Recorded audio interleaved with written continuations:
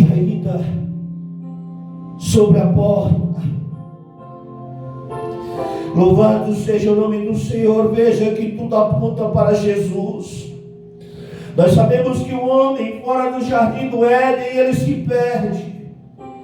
perde de tal forma a ponto de criar para si deuses.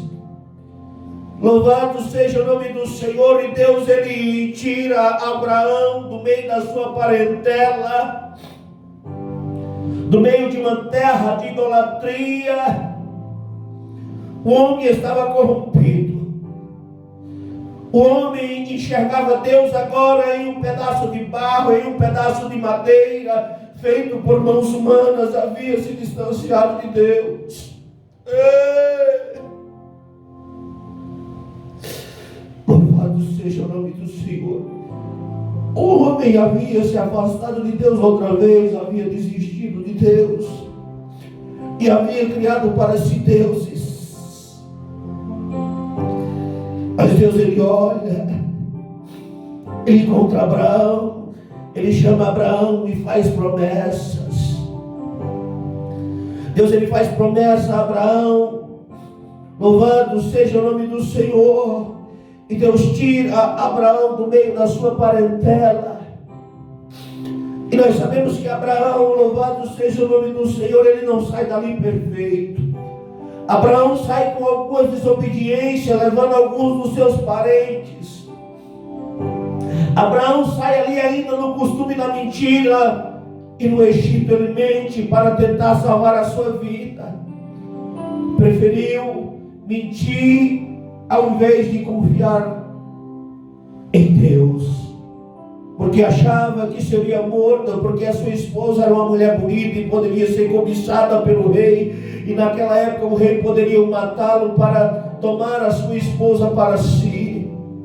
Veja que Abraão também teve os seus erros no meio do caminho, mas Deus, ele não desistiu de Abraão.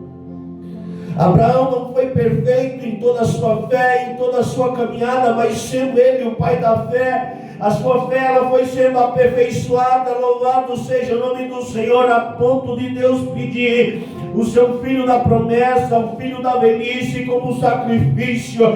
Louvado seja o nome do Senhor. E agora aquele homem que tinha negado o único dos mandamentos, louvado seja o nome do Senhor, que era apenas não comer de um fruto. Agora Abraão, ele entrega o seu filho em sacrifício por obediência a Deus. Sabe por quê? Porque Deus foi com Abraão. Abraão não nega o seu filho. Abraão, ele entrega tudo que ele tinha.